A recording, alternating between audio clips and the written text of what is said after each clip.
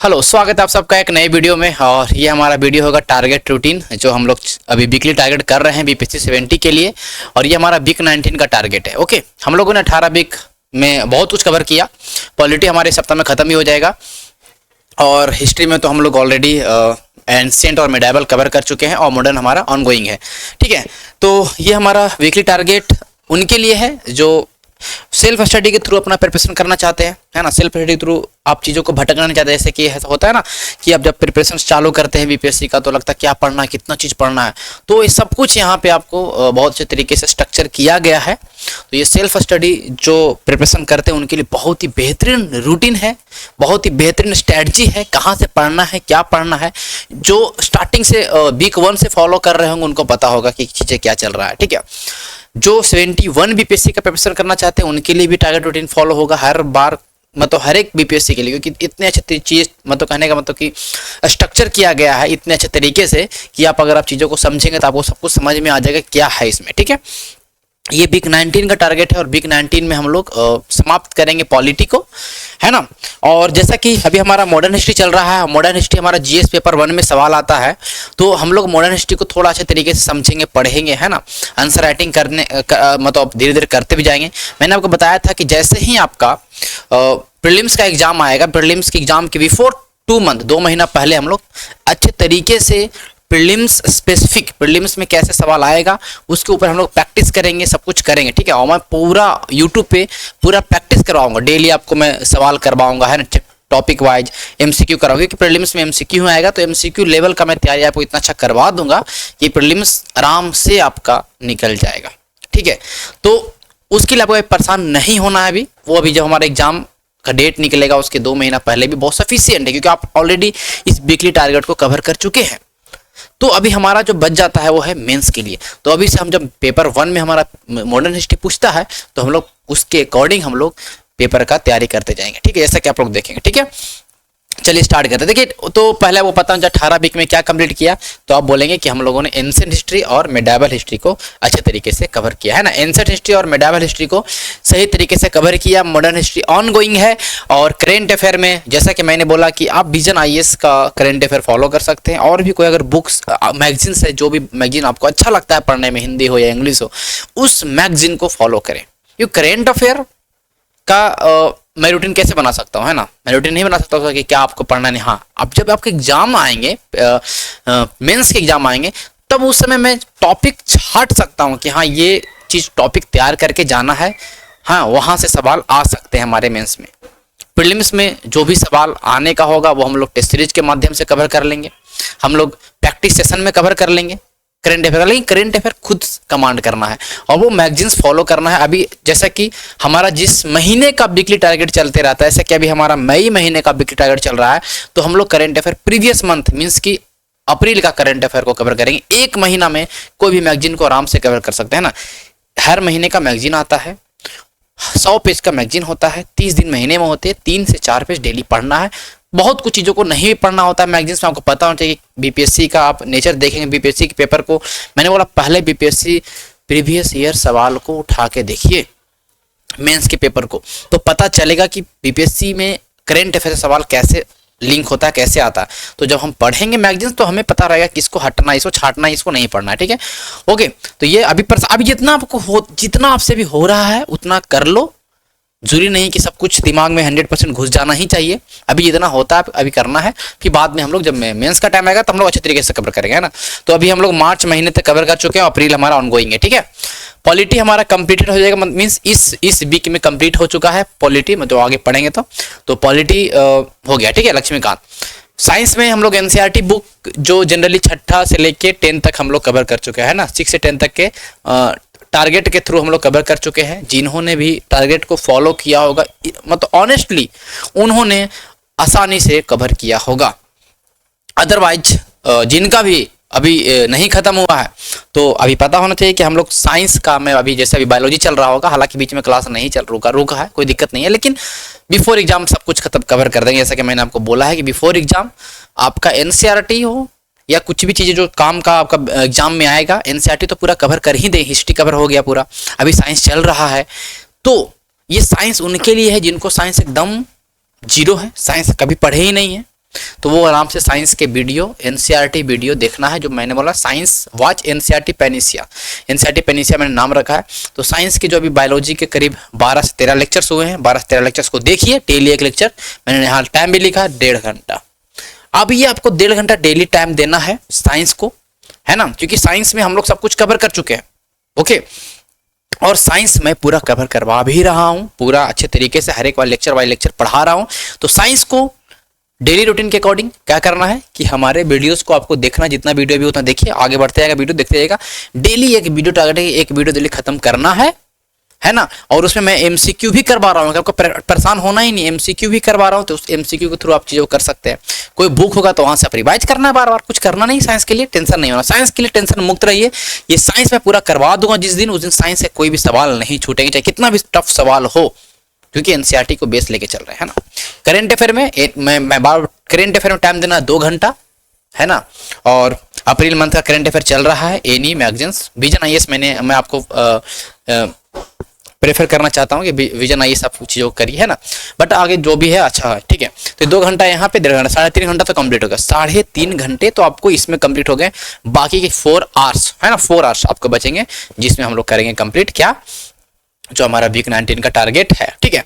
अच्छा, और फिर मैंने बताया था कि अभी हमारा मॉडर्न हिस्ट्री चल रहा है, तो हमारे पास ये सारे बुक्स जरूरी से जरूरी होने चाहिए। पीडीएफ है तो पीडीएफ, बुक्स होने तो बहुत अच्छी बात है। क्या मैंने बताया था कि स्पेक्ट्रम आपके पास होना चाहिए, है ना, क्योंकि मैं जो भी टॉपिक दूंगा वहाँ कहाँ से पढ़ना है, स्पेक्ट्रम से पढ़ना, तो स्पेक्ट्रम से पढ़ लेंगे, है ना। फिर आपके पास घटना चक्र for the practice, prelims practice के लिए घटना चक्र बुक जरूरी होना चाहिए, है ना। या कोई प्रीवियस ईयर का बुक है, घटना चक्र भी आता है, अलग अलग भी आता है, लेकिन घटना चक्र बहुत अच्छा, मोस्ट प्रेफरेबल, है ना। और क्लास 8वां का एनसीईआरटी, मैंने पूरा एनसीईआरटी यूट्यूब पे पढ़ाया है ना। तो आप यूट्यूब पे 3 वीडियो है क्लास 8वां का, 3 वीडियो है क्लास 8वां का, देख लीजिए। बहुत अच्छे तरीके से मैंने कवर करवाया हर एक चैप्टर, और वो आपको हर एक एग्जाम में काम देगा। ये केवल बीपीएससी में नहीं, सारे एग्जाम में काम देगा। तो आप वहाँ क्लास 8 का एनसीईआरटी कवर होना चाहिए आपको पूरा, है ना। और अभी हम लोग जो टारगेट जब कर रहे हैं, तो वहाँ पे मैं बता रहा हूँ कि चैप्टर पढ़ो, ये चैप्टर पढ़ो, तो ये बुक होगा तभी तो पढ़ेंगे ना। तो ये हमारा क्लास 8वां का हिस्ट्री का बुक होना चाहिए। क्लास 10th में भी आपका नेशनलिज्म चैप्टर है, 1-2 चैप्टर है जो आपको वहाँ से कवर करना है। और क्लास 12th में जो बुक नंबर 3 है, मतलब पार्ट 3 वाला जो बुक है, उसके में 5 चैप्टर है, और 5 चैप्टर को आपको पढ़ना है। मैंने उसमें 2 चैप्टर पढ़ा दिया है, 3 चैप्टर में अभी कभी भी मुझे समय मिलेगा खत्म कर दूंगा, ठीक है। केवल क्लास 6 से लेके 12 तक का जो हिस्ट्री था, उसमें मैं केवल 2 ही चैप्टर छोड़ा हूँ, बाकी सब मैं पढ़ा दिया हूँ, ठीक है। तो कभी भी मैं उसको जल्दी ही कवर कर लूंगा, इस वीक में मैं उसको कवर करवा दूंगा एनी हाउ, है ना, ठीक है। तो ये हमारे पास बुक्स होने चाहिए, ठीक है। बाकी हमारा रूटीन है, हम रूटीन की ओर चलते हैं।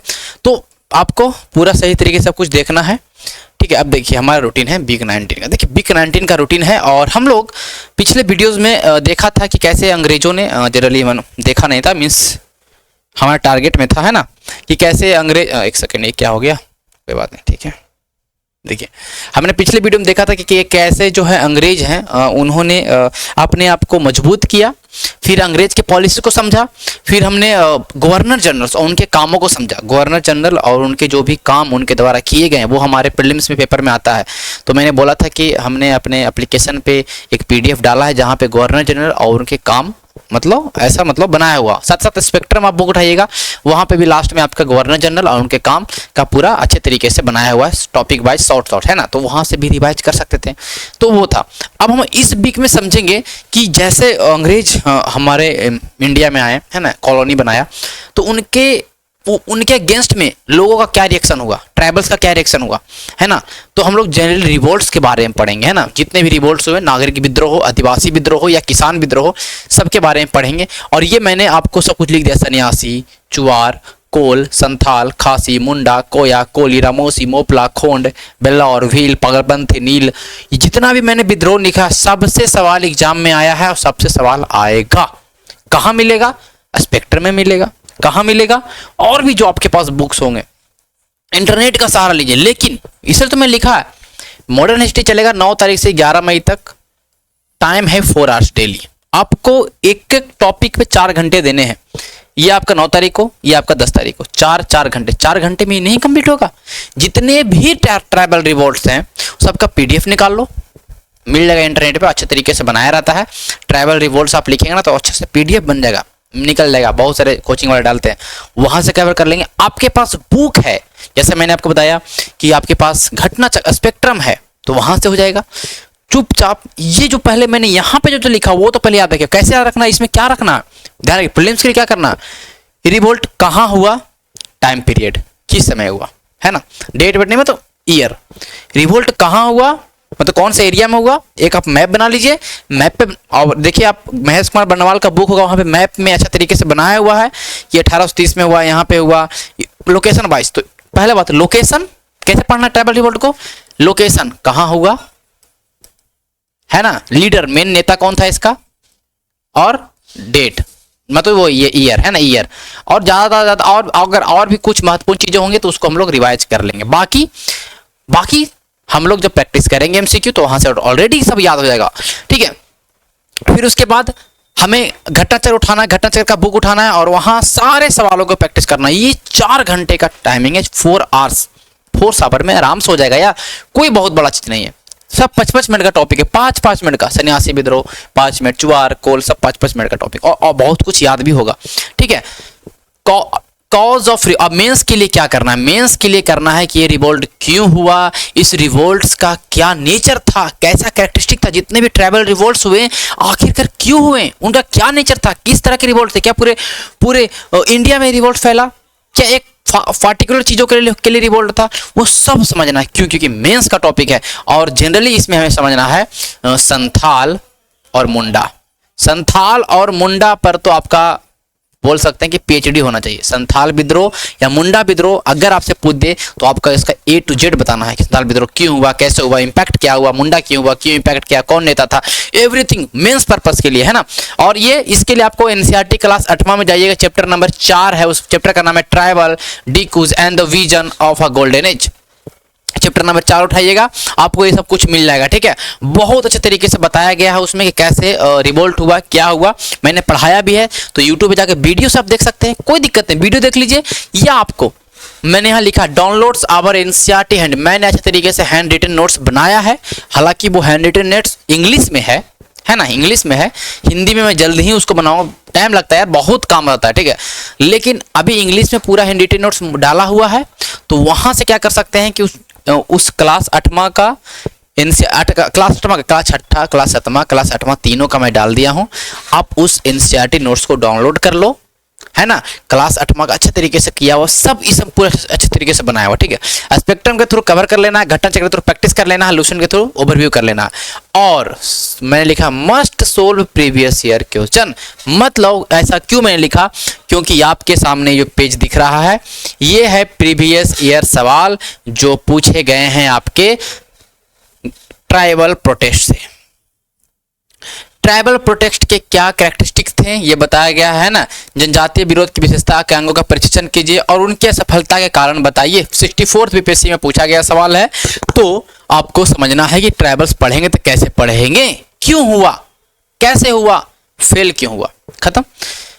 संथाल के ऊपर देखिए कितने बार सवाल आए हैं, देखिए मल्टीपल टाइम संथाल के ऊपर सवाल है। संथाल का तो पूरा आपको कवर होना चाहिए, ये सब बीपीएससी के प्रीवियस सवाल है। तो जैसे जैसे सवाल पूछा गया वैसे वैसे आपको पढ़ना है, बस ये मैंने यहाँ पे डाल दिया है। आपको इसके अकॉर्डिंग ही तैयार करना है एक शॉर्ट नोट्स, है ना। 4 घंटा तो आपको मिल रहा है डेली ना, अब उसमें भी आपको संथाल और मुंडा विद्रोह ये दो को अच्छे तरीके से कवर करना है ना। संथाल और मुंडा विद्रोह के ऊपर, है ना। इसमें मुंडा विद्रोह शायद लगता नहीं दिया यार, अच्छा आगे होगा शायद, एक सेकंड देख लेते हैं। हाँ, बिरसा मूवमेंट है ना, बिरसा आंदोलन, तो बिरसा आंदोलन जो हो गया है ना, बिरसा आंदोलन जो हो गया, तो इसको आपको समझना है। ओके, तो ये सब जो एग्जाम में पूछे गए, देखिए 66 बीपीएससी का सवाल है ना, थोड़ा सा लेटेस्ट आप समझ लीजिए। तो ये सब टॉपिक्स कंप्लीट होने चाहिए आपको, ठीक है, ठीक है। मेंस का टॉपिक इसलिए मैंने इसको यहाँ पे डाल दिया, ठीक है। ये हो गया। अब हम नेक्स्ट डेट मीन्स 10 तारीख को पढ़ेंगे 1857 की क्रांति के ऊपर पीएचडी होना चाहिए। मतलब कि क्रांति क्यों स्टार्ट हुआ, कैसे शुरुआत हुआ, क्यों हुआ, कैसा नेचर था, क्या पूरा इंडिया में फैला, है ना, किस तरह का था, या कोई पार्टिकुलर ग्रुप के द्वारा चाहिए, क्या उसके कॉन्सिक्वेंसेस, मतलब कहने का मतलब 1857 क्रांति का क्या परिणाम हुआ और क्यों फेल हुआ, है ना। फिर हमें प्रीलिम्स के लिए क्या पढ़ना, हमें प्रीलिम्स के लिए पढ़ना है कि क्रांति, जैसे कि 1857 क्रांति कौन जगह पे कौन नेता था, किस अंग्रेज ने दबाया उस, है जैसे झांसी से ग्वालियर ग्वालियर से देखते हैं झांसी की रानी है, कौन दबाया, हीरोज दबाया, तो वैसे करके। और फिर स्पेशल रेफरेंस टू बिहार, ये है हम लोग बिहार स्पेसिफिक को हम लोग अलग टारगेट्स में पढ़ेंगे। मैं तो वीकली टारगेट के अंदर हम लोग बिहार स्पेसिफिक को पढ़ेंगे, लेकिन अभी जब 1857 क्रांति पढ़ रहे हैं तो हमें समझना है कि वीर कुंवर सिंह का क्या योगदान रहा, 1857 क्रांति में बिहार का क्या योगदान रहा। इन सब टॉपिक्स को अभी रेफरेंस, बिहार के रेफरेंस में पढ़ना है। इंटरनेट का सहारा ले लीजिए, अगर आपको स्पेक्ट्रम में नहीं मिल रहा है तो इंटरनेट का सहारा ले लीजिए, लेकिन एक एक चीज कि बिहार का क्या योगदान रहा 1857 क्रांति में, वीर कुंवर सिंह क्यों भिड़े, क्या योगदान था, एवरीथिंग क्लियर होना चाहिए ये टॉपिक्स, है ना। इसलिए मैंने मेंस में लिखा, मेंस में आपको ये सारी चीज दिखाई देगा। एनसीईआरटी का क्लास 8वां पढ़िए, चैप्टर नंबर 5 आपको दिखाई देगा, जहां पे 1857 क्रांति का चैप्टर का नाम ही 1857 क्रांति। तो एनसीईआरटी का क्लास 8 एनसीईआरटी क्लास 8 में चैप्टर नंबर 5 पढ़ लीजिए, आपको 1857 क्रांति का नेचर एक एक चीज समझ में आ जाएगा। फिर क्लास 11th क्लास 12th में आप जाइएगा, ये चैप्टर नंबर 2 आपको पढ़ना है एनी हाउ, है ना। ये चैप्टर नंबर 2 आपको पढ़ना है एनी हाउ, बहुत अच्छे तरीके से 1857 क्रांति के बारे में समझाया गया है, तो उसको जरूर पढ़ें, है ना। बाकी स्पेक्ट्रम तो मैंने लिख ही दिया, घटना चक्र से प्रैक्टिस के लिए। तो अब हमारे पास बचा 11 तारीख। 11 तारीख को हम लोग पढ़ाई नहीं करेंगे, इसमें जिनका भी छूट गया हो, मीन्स 9 तारीख को इसमें कुछ टॉपिक छूट गया हो, आंसर राइटिंग नहीं कर पाए हो, तो 11 मई रिजर्व है आपके लिए आंसर राइटिंग के लिए। 11 मई को केवल आप लोग ये सब टॉपिक पढ़ लिए, 9 तारीख को पढ़ लिए, 10 तारीख को पढ़ लिए, 11 तारीख को खाली प्रैक्टिस करिए आंसर राइटिंग, संथाल विद्रोह, है ना। शॉर्ट नोट्स बना के तैयारी कर लीजिए कि बाद में रिवाइज करने के टाइम ध्यान दो। अभी आपने क्वेश्चन देख लिया कि संथाल विद्रोह से कैसे कैसे सवाल आए हैं, तो जब आप नोट्स बनाएंगे तो एक बार लिखें संथाल विद्रोह, फिर आप एकदम अच्छे तरीके से नोट्स बना के रखें, उसमें लिखें कॉजेज क्या कारण थे, सिग्निफिकेंसेस क्या थे, कॉन्सिक्वेंस क्या थे, बहुत अच्छे तरीके से आपने एक शॉर्ट नोट्स बना लिया 1 पेज का, संथाल खत्म। फिर बाद में जब प्रैक्टिस का टाइम आएगा तो उसको रिवाइज करना है मेंस के टाइम में, तो ये आपका काम हो गया, ठीक है। ओके, तो ये हम लोगों ने कर लिया, 2 दिन 3 दिन हमारा कंप्लीट हो गया। फिर हमारा हाँ देखिए 1857 के विद्रोह से कैसे कैसे सवाल आए हैं, आपके सामने सारे सवाल दिखाई दे रहे हैं। 1857 के विद्रोह के क्या कारण था, बिहार पे क्या असर पड़ा, 1857 के विद्रोह में बिहार का योगदान बताइए।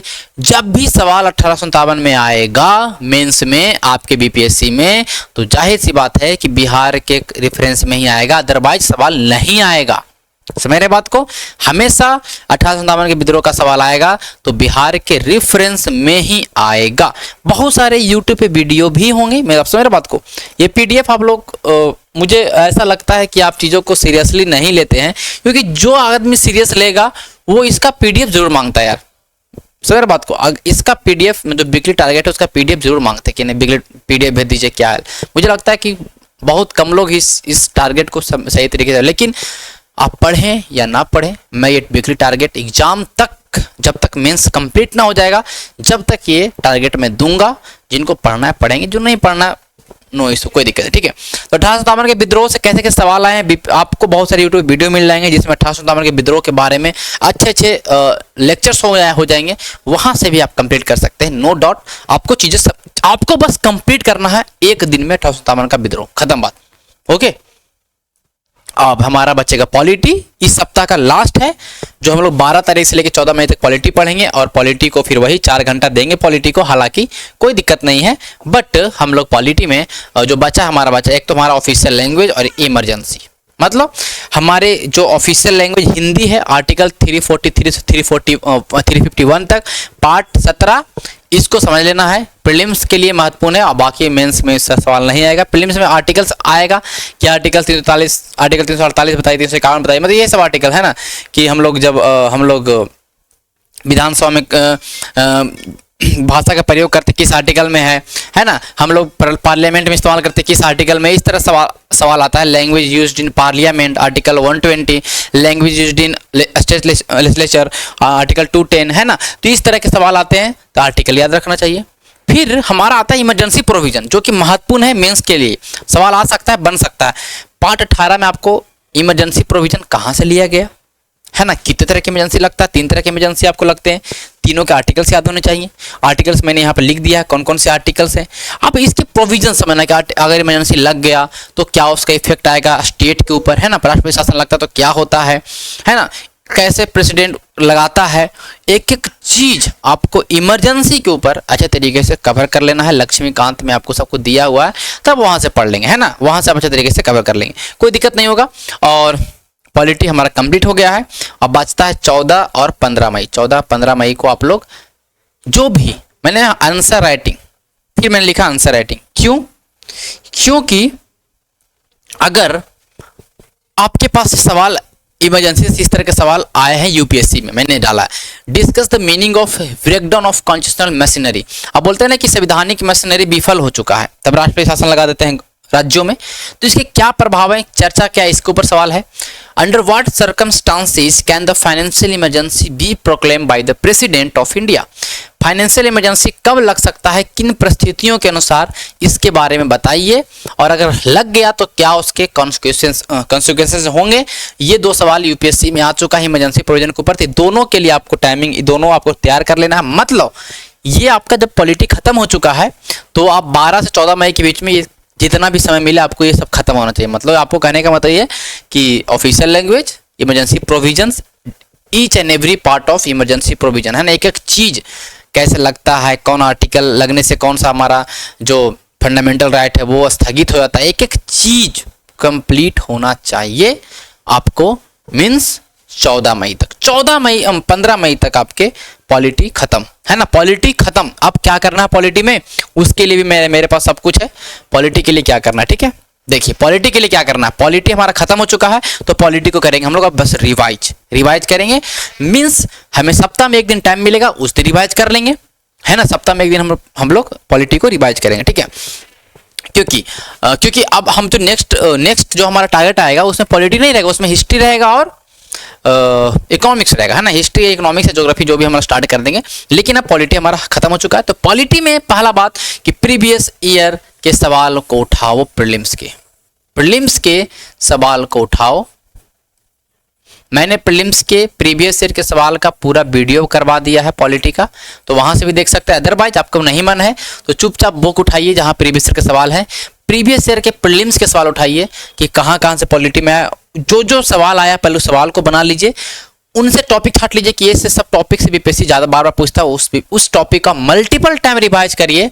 मैंने बोला multiple time revise hot topic, जो टॉपिक हॉट से मतलब जो हम बार आता है। फिर हम लोग मेंस के सवाल को उठाएंगे और मेंस में देखें कि गवर्नर है, प्रेसिडेंट है, संघवाद है, इसके ऊपर बार मेंस में सवाल आता है बीपीएससी में। तो क्या करेंगे, उन टॉपिक को पूरे अच्छे तरीके से मजबूत कर लेंगे, अच्छे तरीके से शॉर्ट नोट्स बना लेंगे। कहाँ से, आपको जैसे भी इंटरनेट का सहारा लेके, बुक का सहारा लेके, और ये संडे को जब भी आपको टाइम मिलेगा आपको पॉलिटी रिवाइज करते जाना, पॉलिटी छोड़ना नहीं है, और मैं बार बोलूंगा भी। तो ये हो गया, ठीक है। फिर एनसीईआरटी पढ़ना है, एनसीईआरटी फॉर मेंस। मैंने बोला कि मेंस के लिए आपको एनसीईआरटी पढ़ना है। क्यों, आपने तो लक्ष्मीकांत पढ़ा और मैंने एनसीईआरटी पढ़ाया भी, कहने का मतलब कि एनसीईआरटी मैंने बताया भी है। वीकली टारगेट जो मैं बना रहा था, वीकली टारगेट मैंने बनाया 18 वीक चला, तो उसमें मैंने आपको बताया था कि ये टॉपिक एनसीईआरटी यहाँ से पढ़ लो, ये टॉपिक एनसीईआरटी यहाँ से पढ़ लो, टॉपिक लक्ष्मीकांत से पढ़ लो, टॉपिक एनसीईआरटी से पढ़ लो। तो सब मैं करवा चुका, फिर भी अभी आपको एनसीईआरटी पढ़ना है मेंस के लिए। कैसे पढ़ना है, आपको ये 2 बुक पढ़ना है, 2 बुक बहुत महत्वपूर्ण है।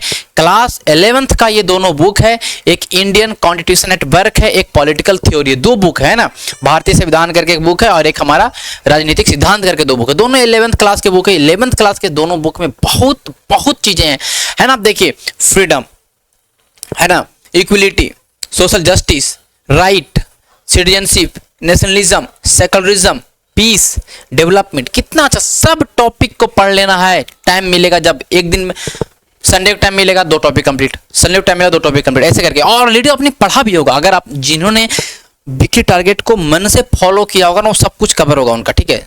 ओके, फिर हमारा देखिए कॉन्स्टिट्यूशन क्यों बना, कैसे बना, है ना, हमारे संविधान में क्या राइट्स हैं, इलेक्शन कैसे होता है, एग्जीक्यूटिव प्रेसिडेंट के बारे में पढ़ेंगे, लेजिस्लेचर के बारे में, जुडिशरी के बारे में, federalism, local government, constitution, living document, philosophy, सब ये आपके पास 20 चैप्टर हैं, 20 चैप्टर्स हैं, और ये 20 चैप्टर्स आपको पढ़ने हैं विद इन 4 वीक।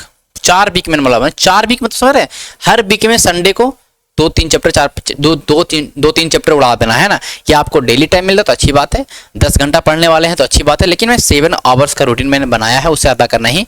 आपको इससे ज़्यादा पढ़ना है तो बहुत अच्छी बात है, ठीक है।